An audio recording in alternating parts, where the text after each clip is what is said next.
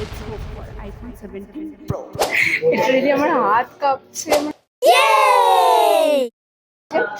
দুটোই। So let's basically iPhone 17, iPhone Air, iPhone Pro আর Pro Max এর মধ্যে ডিফারেন্সটা বলে দিই। Hi, welcome to my channel. তোমরা সবাই ভিডিওর থাম্বনেল দেখে বুঝতেই পেরেছো যে আজকে কি হতে চলেছে। সত্যি বলতে আজকে আমার লাইফের ভীষণ স্পেশাল একটা ডে।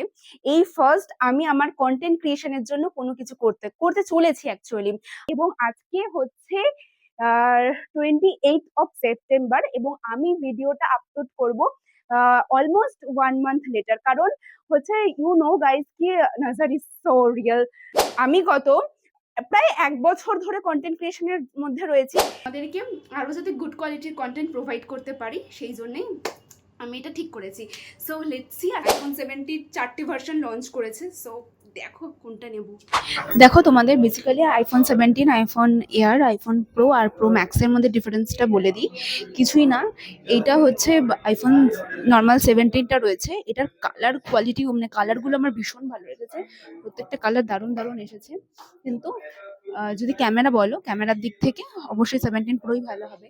তারপর আইফোন এয়ার রয়েছে, এটা ভীষণ স্টাইলিশ লুক ক্যারি করছে ঠিকই, কিন্তু এটার ক্যামেরা কোয়ালিটি সেরকম না। এটা ভীষণ একটা লুক, ভীষণ স্টাইলিশ, যেটা আইফোন আগে ছিল না। এখন আইফোন এয়ার ভার্সনটা এনেছে, 17 এয়ার ভার্সনটা, এটাই নতুন করেছে।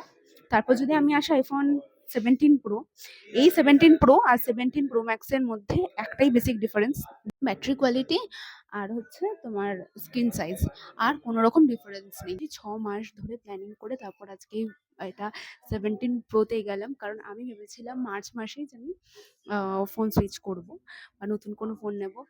তো আমাকে সুকান্ত বলল যে সেপ্টেম্বরে, প্রত্যেক ইয়ারের সেপ্টেম্বরে আইফোনের নতুন নতুন ভার্সন লঞ্চ করে। তো এবার সেটা লঞ্চ করলো সেপ্টেম্বরে। সো সেই জন্য প্রায় 6 মাস ধরে ওয়েট করার পর আজকে সেই দিনটা যখন ফাইনালি আমরা হাতে পাবো। So let's go for iPhone 17 Pro. হ্যাঁ, এটা একবার তোমাদের দেখিয়ে দিই। এটা রয়েছে এয়ারপডসটা, so let's see. IPhone 17 Pro আর এয়ারপডস 4 রয়েছে।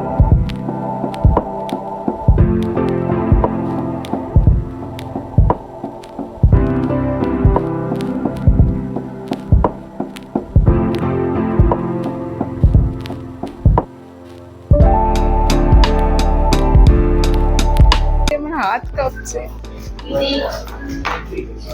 আমার সিরিয়াসলি হাত কাঁপছে।